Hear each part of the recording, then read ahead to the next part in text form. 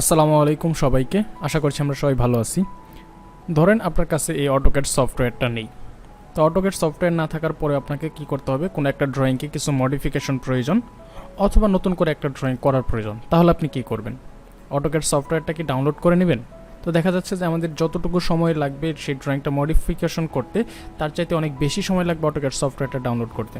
তো অটোক্যাডে এরকম মজার একটা বিষয় আছে, যেটা হলো আপনি অটোক্যাডের এই সফটওয়্যার অফলাইন যে সফটওয়্যারটা আছে সেটা না থাকলেও কিন্তু আপনি অটোক্যাডের বেসিক কাজগুলো বা বেসিক ড্রয়িংগুলো আপনি করতে পারবেন। কীভাবে এই ড্রয়িংগুলো করবেন সেটাই আজকের এই ভিডিওতে দেখব। তাহলে চলুন কথা না বাড়িয়ে শুরু করা যাক।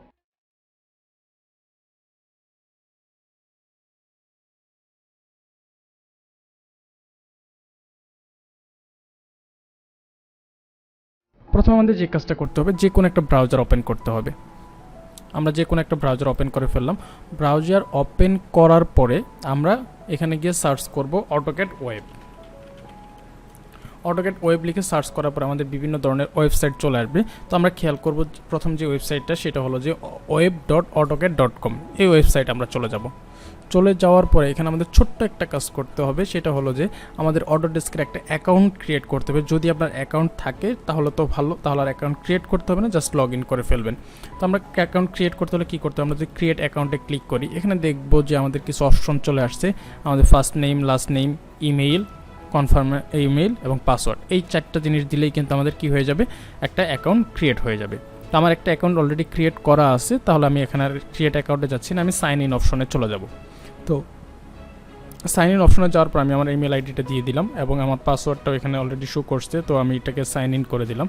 তো সাইন ইন করলে অটোমেটিক এটা সাইন ইন হয়ে যাবে। তো সাইন ইন হওয়ার পরে মূলত হলো আমাদের এই অটোক্যাড যে ওয়েবের যে অ্যাপসটা আছে সেটা ওপেন হয়ে যাবে।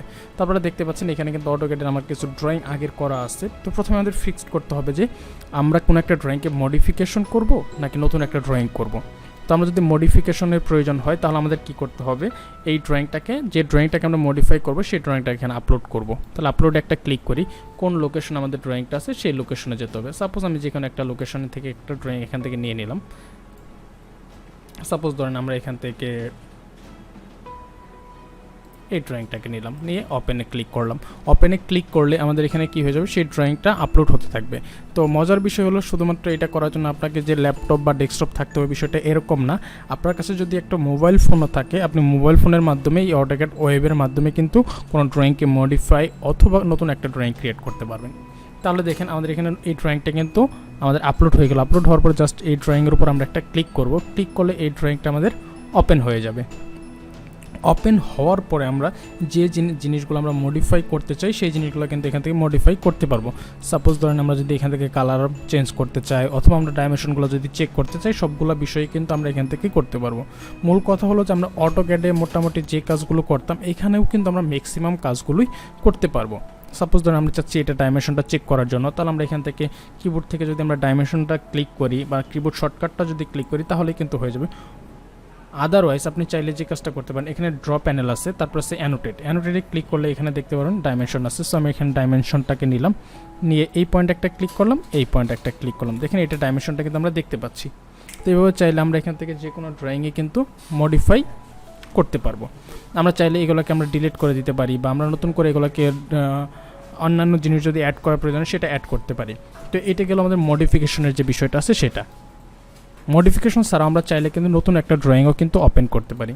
নতুন একটা ড্রয়িং ওপেন করার জন্য যে কাজটা করতে হবে সেটা হলো, এখানে আপনি খেয়াল করলে দেখতে পারেন অটোক্যাড ওয়েব অ্যান্ড মোবাইল, এটাকে আমরা সেভ করে ফেললাম। সেভ করার পর অটোক্যাড ওয়েব অ্যান্ড মোবাইল এটাতে আমরা প্রথমে ক্লিক করলাম। ক্লিক করলে আমরা চলে যাব কোথায়, আমাদের যে অ্যাপসটা আছে সেটাতে। স্টিল সেভিং দ্য ড্রয়িংটা সেভ হচ্ছে, একটু সময় লাগবে।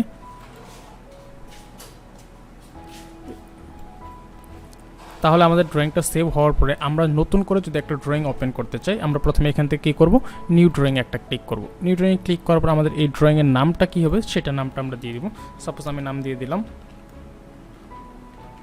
অটোক্যাড ওয়েব টেস্ট দিয়ে আমরা এখান থেকে দেন ড্রয়িং টেমপ্লেট আছে, এখানে ড্রয়িং টেমপ্লেট আছে মেট্রিক এবং ইম্পেরিয়াল। যদি আমরা ফ্রি টেন্সে কাজ করতে চাই তাহলে এখানে আমরা ইম্পেরিয়ালটাকে রেখে দিতে পারি। ইম্পেরিয়াল রাখার পরে ক্রিয়েট, দ্যাট মিনস আমাদের ইউনিটটাও কিন্তু এখান থেকেই সেট আপ হয়ে গেল।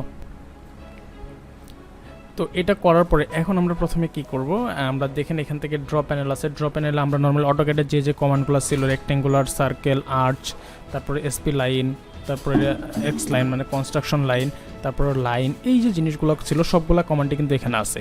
তারপর আমাদের এখানে অ্যানোটেশনে আমাদের যে জিনিসগুলো আছে সেটা হলো আমাদের এখানে আপনারা দেখতে পাচ্ছেন টেক্সট লিখতে পারবো আমরা, তারপর ডাইমেনশন নিতে পারবো, তারপরে আমরা যে রিভিশন ক্লাউডের যে ব্যাপারগুলো আছে এগুলো করতে পারবো, মেজার করতে পারবো, তারপর মডিফাই যে কমান্ডগুলো ছিল সেই কমান্ডগুলো কিন্তু এর মাধ্যমে আমরা অ্যাপ্লাই করতে পারি।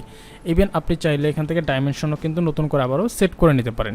ডাইমেনশন ডি লিখে এন্টার দেন, ডি লিখে এন্টার করলে আপনি এইভাবে কিন্তু ওখানে ডাইমেনশনগুলো আপনি দিতে পারবেন। তো এখানে যেখানে ডাইমেনশন প্রয়োজন, তাহলে আমরা ছোট্ট একটা লাইন ড্র করি। তো একটা লাইন ড্র করার জন্য আমরা এখানে ড্র প্যানেলে আসতে পারি, বা আমরা চাইলে কী করতে শর্টকাট কমান্ড ইউজ করতে পারি। আমরা এখান থেকে কী করব, এল লিখে এন্টার দিব।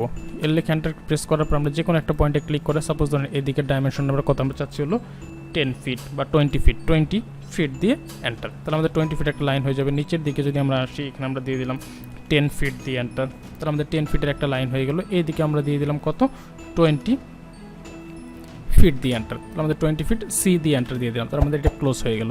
অ্যান্ড এরপরে আমরা যদি চাই এটাকে অফসেট করার জন্য, তাহলে আমরা কী করব, এখান থেকে ও লিখে এন্টার, অফসেট করব, ডিস্টেন্স স্পেসিফাই কতটুকু ডিস্টেন্স করে আমরা এটাকে চাচ্ছি। এখানে দেখেন সব কিছুই কিন্তু আমাদের অটোক্যাডের যে অফলাইন ভার্সনটা ছিল সেটার মতো ইস্যু করতে। আমরা চাচ্ছি 5 ইউনিট, তাহলে 5 দিয়ে এন্টার দিয়ে দিলাম। তারপর আমি এটাকে ক্লিক করে আমরা যদি নিচের দিকে দিতে চাই নিচের দিকে, এটাকে যদি আমরা ডান দিকে দিতে চাই ডান দিকে, এভাবে কিন্তু আপনি এই কমান্ডগুলো ইউজ করতে পারেন। তারপর আমরা যদি চাই যে এখানে আমরা ট্রিম কমান্ডটা ইউজ করবো, তাহলে টিআর দিয়ে 2টা এন্টার প্রেস করবো, তাহলে আমাদের এখান থেকে ট্রিম কমান্ডটাও অ্যাক্টিভ হয়ে যাবে। অ্যাক্টিভ হওয়ার পর পাশাপাশি চাইলে কিন্তু আপনি লেয়ারও ক্রিয়েট করে ফেলতে পারেন। এটা একটা লেয়ার থাকতে পারে, এখানে দেখেন আমাদের লেয়ারের যে অপশনটা আছে সেটা, সো আমি লেয়ারে ক্লিক করলাম, এখানে প্লাস একটা ক্লিক করলে আমাদের নতুন লেয়ার কিন্তু ক্রিয়েট হয়ে যাবে। যেমন আমি এখানে যদি নাম দিয়ে দিই এ ওয়াল, আমরা এখান থেকে চাইলে কী করতে পারি, কালারও চেঞ্জ করে রাখতে পারি, যে কালার আমাদের প্রয়োজন সেই কালারটা চেঞ্জ করে এভাবে কিন্তু আমরা প্রত্যেকটা সময় লেয়ার ক্রিয়েট করতে পারি। তারপর আমরা যদি চাই যে ব্লক ক্রিয়েট করবো, তাহলে আমরা এখানে ব্লকও ক্রিয়েট করতে পারি। তারপর এরকম কিন্তু মোটামুটি আমাদের অটোক্যাডের যে অফলাইন ভার্সনের যে কাজগুলো করি সেই কাজগুলো কিন্তু আমরা এখানেও করতে পারতেছি। তারপরে এই ড্রয়িংটাকে আমরা Ctrl+S সেভ করে ফেললাম, সেভ করলে আমাদের এখানে কিন্তু সেভ হয়ে যাবে।